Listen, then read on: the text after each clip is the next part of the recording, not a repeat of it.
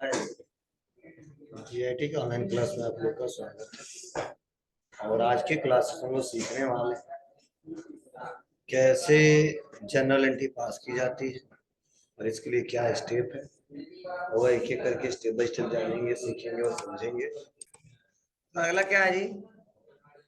Purchase machinery from Sam machine tools amounted rupees 1 lakh by paying cheque. Cheque number दिया है of ICICI bank. बोलिए, हम क्या कर रहे हैं? मशीनरी परचेज कर रहे हैं, तो किसका अकाउंट बनेगा? मशीनरी का अकाउंट बनेगा। बोलो, क्या सा अकाउंट है? रियल अकाउंट है। तो जब मशीनरी खरीदोगे तो व्यापार में आएगा कि जाएगा? आएगा। तो क्या होगा? डेबिट होगा। किससे पेमेंट कर रहे हैं? बस 6 लाख था, उसी से पेमेंट कर दे रहे हैं ICI।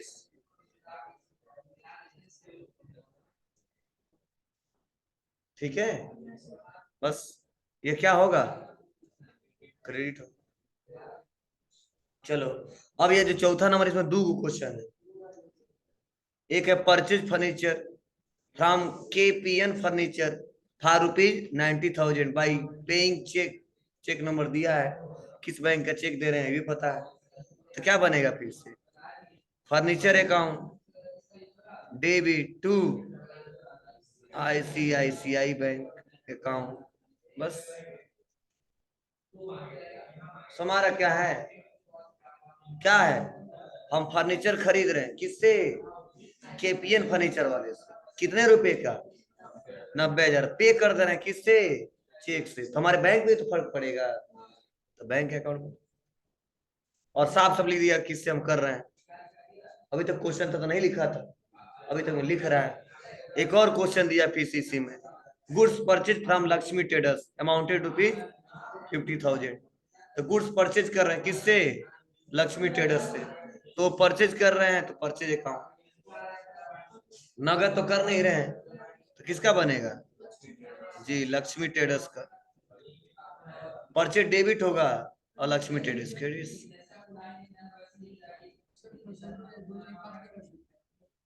कहाँ एक ही पास होगा? हो सकता है, इंसाफ सब लिखा है, देखो अलग अलग है। फुल स्टॉप उन्होंने लगाया है,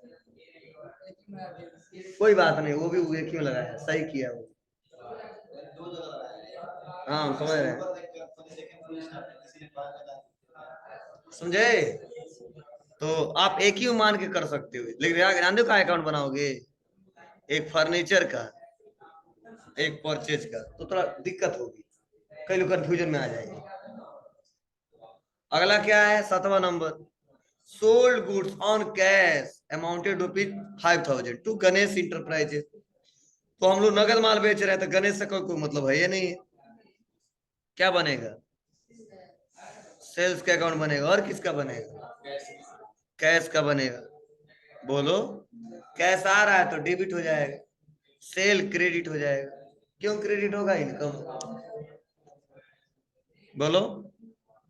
अगला एक कंपाउंड है, purchase goods from mister Vivek on cash amounted ₹2,000। ₹100 discount was receive from mister Vivek on the goods purchase on cash for ₹2,000। मतलब टोटल जो हम विवेक से खरीद रहे हैं, कितने रुपए का खरीद रहे हैं? 2,000 का ही खरीद रहे हैं, साफ सब लिख दिया गया। जो नगद माल खरीद रहे हैं, कितने का खरीद रहे हैं? 2,000 का ही खरीद रहे हैं। और उसी में से डिस्काउंट कितना मिला है? 100 रुपया। कहीं एंड दिख रहा है आपको क्या? नहीं, साफ सब लिख दिया, purchase goods from mister Vivek on cash amounted ₹2,000। ₹100 was receive from mister Vivek for the goods purchase on cash of ₹2,000। ठीक है, मतलब साफ से आप क्लियर है, जो नगद माल खरीद रहे हो कितने का खरीद रहे हैं?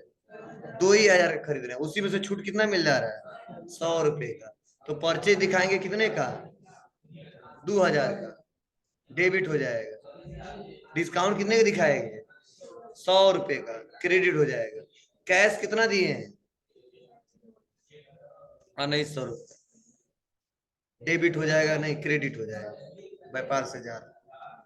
अगर यहीं पे रहता एंड तो जोड़ देते, प्लस कर देते, 2,100 मानते। जी, डिस्काउंट रिसीव हुआ है तो क्रेडिट होगा।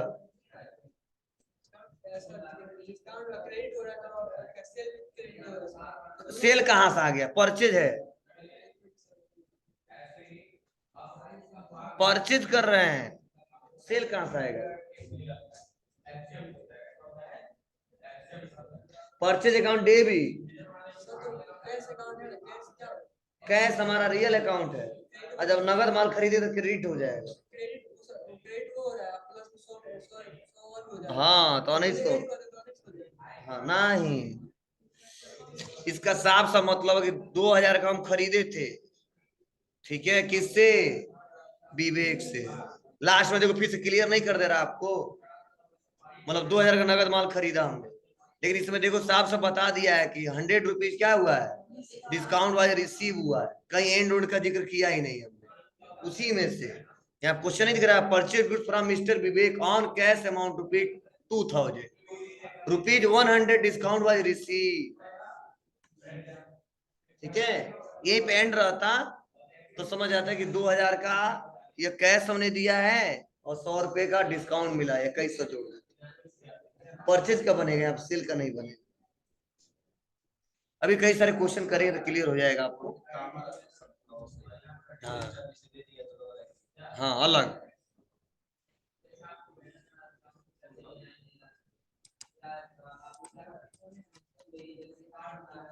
और लास्ट वाला किए ही हो तुम लोग।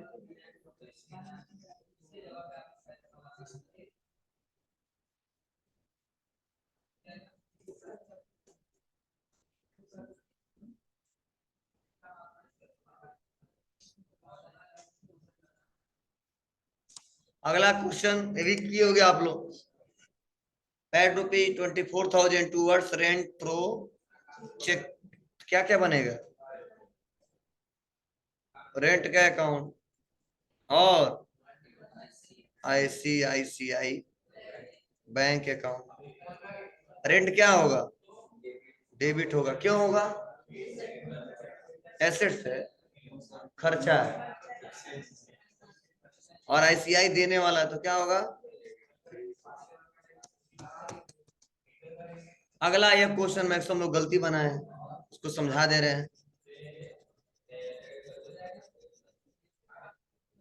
लिखा गया है कि डिप्रिसिएशन ऑफ रुपीज, ठीक है। अब देखो डिप्रिसिएशन का मतलब होता क्या है? डिप्रिसिएशन का मतलब मूल्य ह्रास,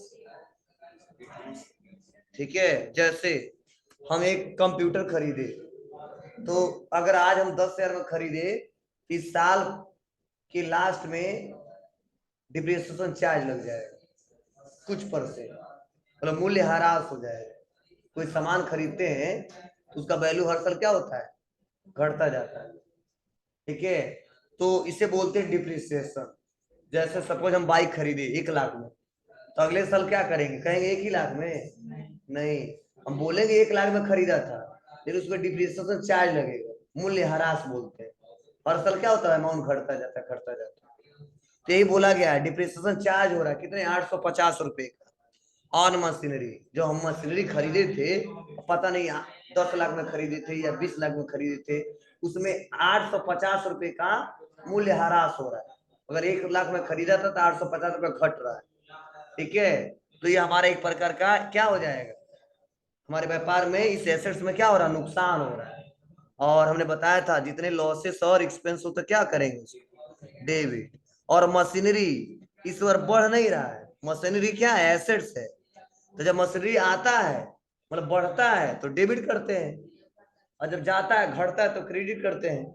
तो मशीनरी का अमाउंट अगर मान लो 20 रुपया था, तो 850 रुपया घट गया ना, और घटा तो उसको क्रेडिट करते हैं। तभी लास्ट हम बताएंगे सर ये 20 रुपए का था, अब माइनस हो गया तो कितना? नहीं 20 रुपया नहीं, ये था 2000 का मान लो, ठीक है। घटा कितना? 850, समझे?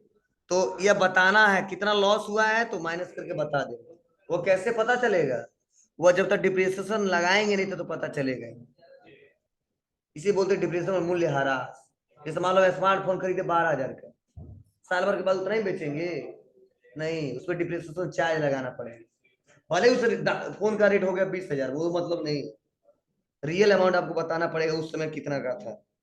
ठीक है, अब आपकी मर्जी, बहुत ज्यादा दाम बढ़ गया है, चला रहे हो अच्छे से, चल रहा था, चलते रहो, चलाते रहो, मत बेचो।